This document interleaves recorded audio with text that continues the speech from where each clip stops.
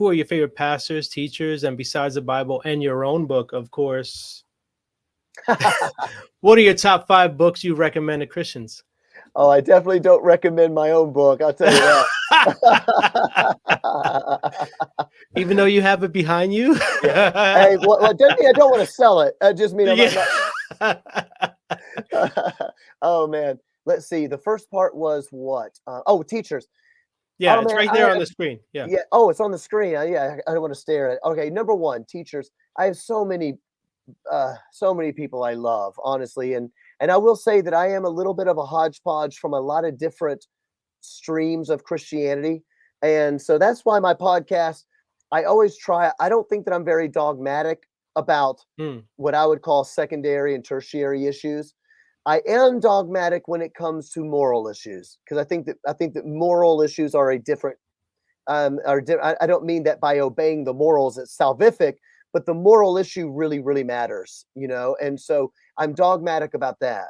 But in terms of primary issues, I'm dogmatic. But I have a lot of people that I love from all streams. I will say, if I was going to listen to a podcast that I would be like dead on what I would consider to be culture, how do we apply the gospel to the culture in 2022? The Just Thinking podcast, which is Daryl Harrison, Virgil Walker, I think is probably hands down the best. I also like Allie Beth Stuckey. She's a little bit more political, but she's also kind of deeply biblical. I consider her to be deeply biblical. She's in the Reformed tradition as well. And I find her stuff really good. It's just solid, and it's good to know what's happening in politics here and there. And now I know those aren't what we're talking about. Those aren't Bible teachers. Those are just influences in my Yeah. life. If I was going to say just raw biblical theology, I love John Piper.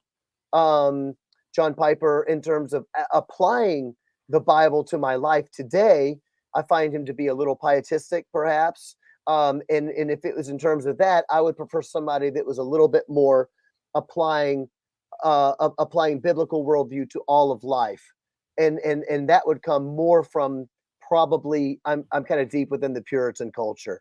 I love the Puritans. Um, and those would be like a lot of my favorite thinkers in terms of people that teach and preach those things today. That might be somebody.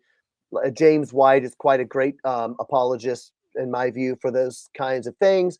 Joseph Boot, who wrote the book The Mission of God, is a very big influence in my life as well. In terms of books, probably, and again, this is where the different streams come in. The Pursuit of God by A.W. Tozer was the book that changed my life. I love A.W. Tozer. And the second book that I read after that was also probably equally as amazing, Knowing God, J.I. Packer. Yeah, that's a classic. Yeah, those books just, I'd been a Christian for a long time, but I'd not really understood the attributes of God. I didn't really know what that kind of a thing meant. I didn't even know that word. I didn't Mhm. understand the idea that God had character. I knew Jesus died for me. I knew the basics, but I didn't understand this idea that God has a character that never changes. And the more I understood that, I mean, I'll just tell you, the more deeply I just I fell in absolute radical just love with this God of the Bible. Yeah. This God is so much more gracious to me than I had ever understood in understanding his character. Other books that totally rocked my world would be A.W. Pink, um, Sovereignty of God.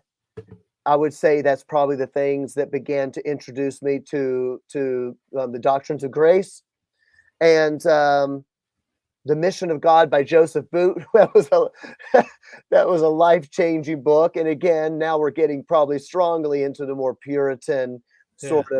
sort of maybe even some people would call that theonomic writers, which I kind of also quite like. And in terms of other books that I love, I would probably say um, Mortification of the Flesh, John Owen, or Mortification of Sin. Excuse me. Which one is it called? Mortification of Sin. I Now, don't know off the top of my head. I believe that's John Owen, the Mortification of Sin or Mortification of the Flesh. I can't remember which one it's Well, called right they could Google it. now. It's one of them. Google it, John Owen. It's a classic Puritan book. Yeah. It's a book that you'll read it and you'll be like, oh my gosh, I'm saved and I act like such a sinner. In fact, I talked about Daryl Harrison and Virgil Walker Just Thinking podcast. They're some of the ones that turn me on to all these great Puritan thinkers. And so every time they teach on their Yeah. podcast, I listen. I go, "Oh man, these Puritan thinkers are so good." Yeah, Virgil, and Just Thinking, and the whole Bar Network as a whole, and the whole G3 movement and all that. They're near and dear to my heart. I love them all. I love Oh all the man, teachers, preachers. So just for a personal plug, if you want a Bible thing is recommended teaching, you can search anything G3, anything Just Thinking, anything Bar Network as a whole, and we're all theologically sound. I promise.